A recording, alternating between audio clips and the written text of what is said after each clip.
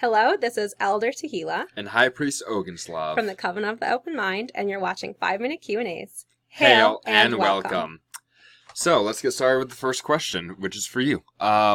What are the different types of spirit guides that one may call upon?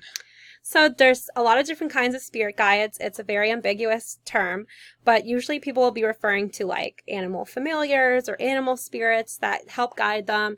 They might be referring to like ancestor spirits or like spirits of the dead, or they could be referring to like fairies, which are like the consciousness of the elements, so different types of beings. Basically just anything that doesn't exist physically, but that they perceive of in their spirit. That's a spirit guide. Okay, so for you, does the furniture inside a circle need to be consecrated? Well, it really depends on who you ask. Some people will say, yes, you should consecrate the individual piece of furniture. Some say you don't need to, that when you're casting circle, the circle itself is cleansing and purifying and consecrating everything that encompasses the circle, which is what my personal opinion is. Yeah, like the furniture is part of the space. Exactly. Yeah. Next question. What is the difference between Wicca and Pagan? That's a good one.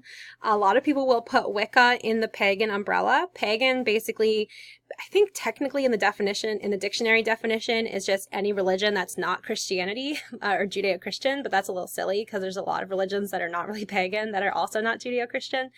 But really pagans like work with pantheons or like multiple deities and have like individualized practices, that sort of thing. And within Wicca, it's a little different because, and Wicca is now recognized as its own religion, separate from the pagan umbrella because it's large enough. And Wicca has like specific beliefs or teachings that every person within the religion has in common. So a little different. And if you're interested in what Wicca is, you can check out our Wicca 101 Abridged or our Witchcraft and Wicca 101 series also on our channel. Okay, so for you. Yes. Can you teach me how to levitate?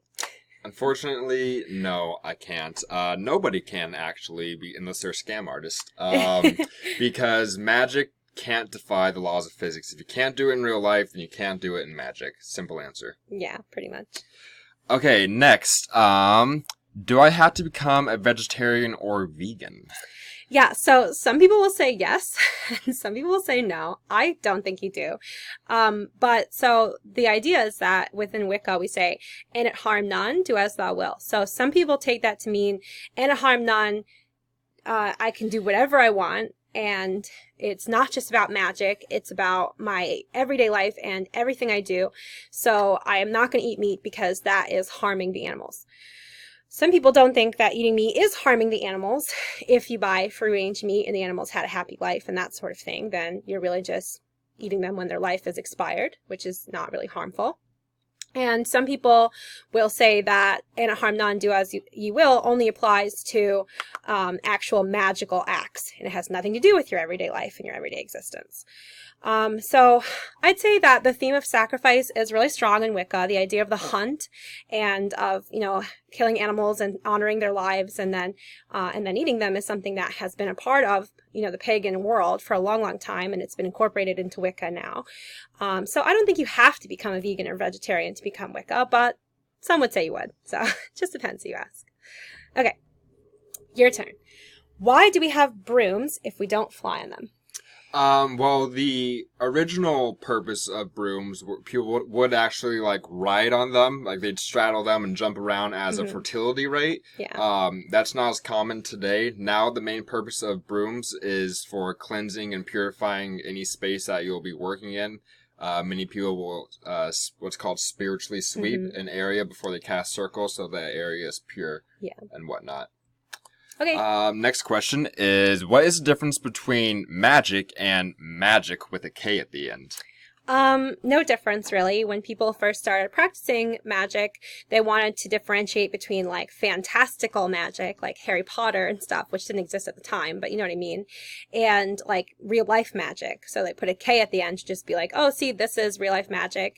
I've seen some like older texts, like Middle English, where they would add Ks to the end of words that don't have Ks. So it's probably pulling from that influence. But honestly, it doesn't really matter. You could say magic, you could say magic with a K, you could say magic with a K and no C, and everyone's going to know what you're talking about probably. So that's all we have time for today. Nice. From everyone here at the Covenant of the Open Mind, blessed be.